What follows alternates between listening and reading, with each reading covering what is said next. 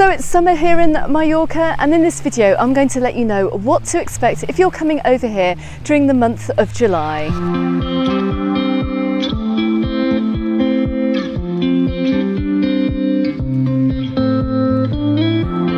Okay, so what can you expect if you're coming over here in July? Well, you're going to experience the very best and the very worst of the island.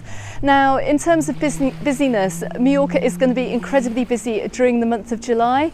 Not all schools would have broken up by the end of June, so of course a lot of the British schools wouldn't have actually gone on holiday at the beginning of July, but we're going to find that most Spanish schools and many European schools will already be on holiday, and the island will be, well, let's say, flooded with families. So if you're looking to come over here at the beginning of July, then you can still pick up a package holiday bargain, particularly if you're coming out from the UK. Check the link in the description text and in comments as well. I see some fantastic offers with package holidays with jet2.com. If you click that link, you also get to support the channel at no extra cost to yourself as well. So during the month of July, all the resorts are going to be absolutely packed. They're going to be very, very busy, and those beaches and the race for the sunbeds on the beach is going to be on from very early in the morning. Now, of course, many of you are going to be coming to the islands and you're going to be looking for some quieter beaches to go to. This is going to be more difficult. Of course, it's not impossible, but you may have to walk a little bit, or you may have to drive out of the main resorts to find a little bit of solitude.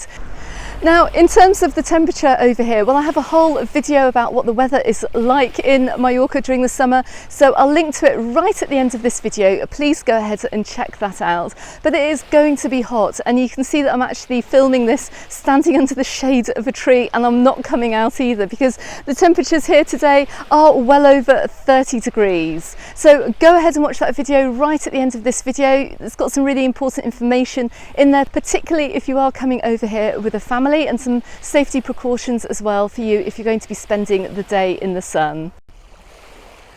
Now, I'm also going to put out another warning here as well if you are swimming off the beaches over here in Mallorca. Now, many of the resort beaches, in fact all of the resort beaches, are lifeguarded.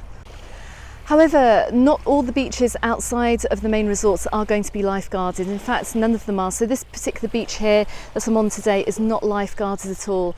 If you are swimming in these areas, make sure you stay within the yellow buoys that you can see just further out in the water.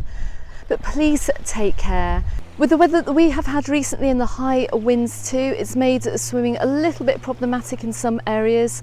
The sea can be a little bit rougher than you think that it might be. I don't want to hear of any accidents happening over here on the beaches this year. Now, if you're staying in the resorts and you want to avoid the crowds on the beach, then I do recommend getting to the beach very early in the morning to enjoy those quieter early hours. I then recommend going for a nice lunch and then maybe coming back much later in the afternoon as people start to leave. You're going to get a much quieter experience then if that's something that you're looking for. The same thing goes if you're looking to go and visit Palma or maybe Sóller for the day, or in fact any of the old towns or the main sites around the island. They are going to be very, very busy, particularly the area around the cathedral. Now, I do have lots of information on my YouTube channel already about taking precautions if you're going out sightseeing in particularly busy areas, because cities like Palma are going to be very, very busy. So please look after your stuff if you're going sightseeing. Try and get there a little bit earlier in the morning when it's a little bit cooler, just to beat the rush. A lot of the sites as well will open from 10 AM. So if you go there a little bit earlier, walk around while it's not so hot, then you'll get really the best out of your day too.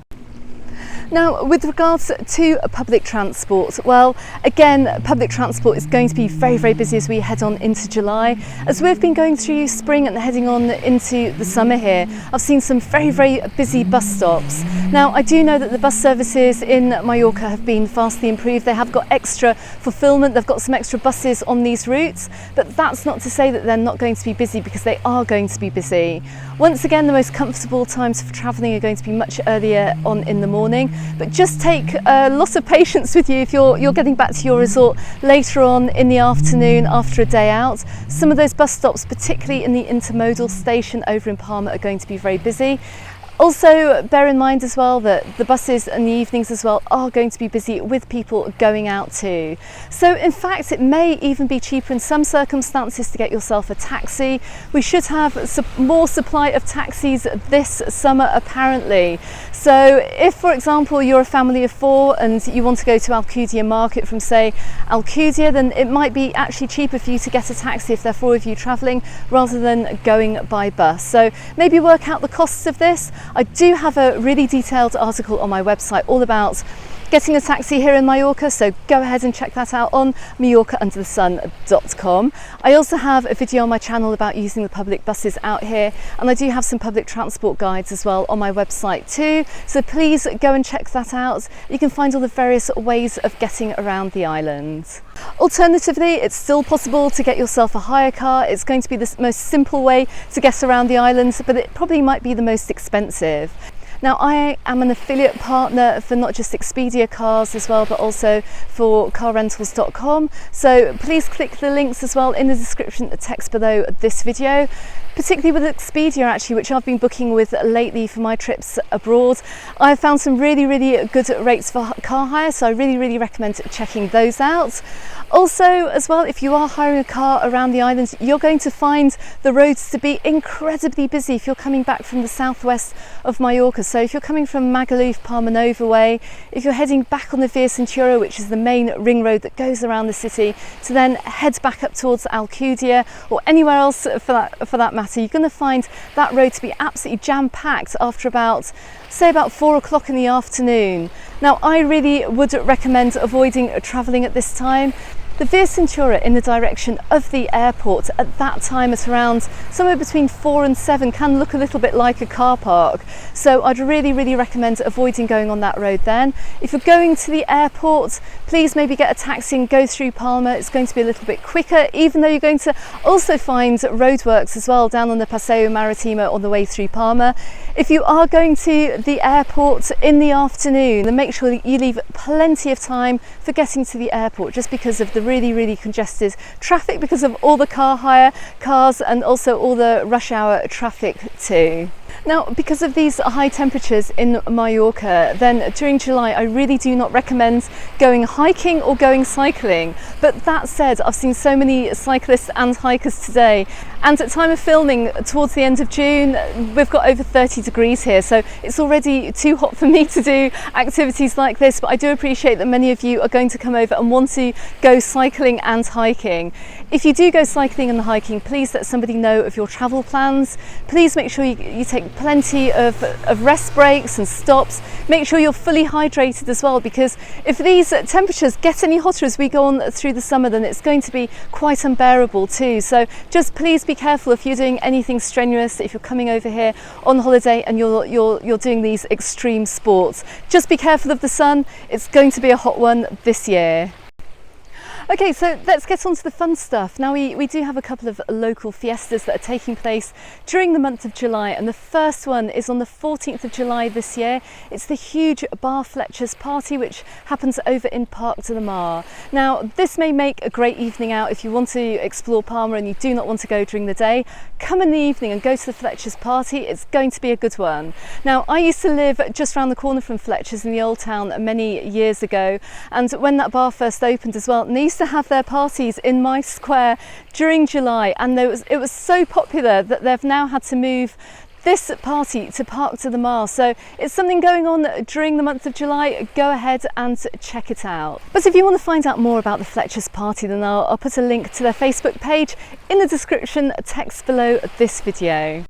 Now, if you want something a little bit more local over here in terms of a local fiesta, on the 16th of July, you've got the Verge del Calme Fishing Festival. Now, this is taking place over here in Puerto Pollensa. It might actually take place in some of the other port towns around the island. I would recommend checking local press nearer the time to see if it's going to be happening in a resort near you. So maybe it might also be taking place down in Porto Cristo or Porto Colom, for example, too. It might not just be limited to up here in Puerto Pollensa. However, this is a great festival to go to. It's going to celebrate the fishing culture over here, which is obviously part of Mallorca's heritage. So go and check it out if you're over here and experience one of our lovely, wonderful local events. And finally, if you're here right at the end of July and you're in the Palma area, then that's going to signal the start of the Copa del Rey, which is a huge sailing regatta. It's the King's Cup, and you're going to see some amazing sailing boats out in Palma Bay as well. It's a huge event taking place as well. It does finish in August with events in the city too, but if you're here at the tail end of July, then you may just be able to catch the beginning of this. So if you're coming over here to Mallorca during the month of July, then you are going to have an absolutely amazing time. Of course, we're going to have these lovely warm temperatures, but we're going to have long, warm evenings too. Don't expect your children, if you're coming over with a family, to go to bed any time before midnight. It's a great atmosphere here with families out in the squares and in the resorts to very, very late as well. So I absolutely love the summer here, and you're going to absolutely love it too. Now, if you want to see more about the weather that you can expect over here in Mallorca, then do check out this link appearing on YouTube here. Thanks very much for watching, everyone. Don't forget to subscribe to my channel if you haven't done so already. I've got more travel guides, travel news and travel tips and live streams coming up very soon for you. You can also find me on the Facebook group and on my Instagram, also called Mallorca Under the Sun, and I look forward to seeing you on the next video. Goodbye for now.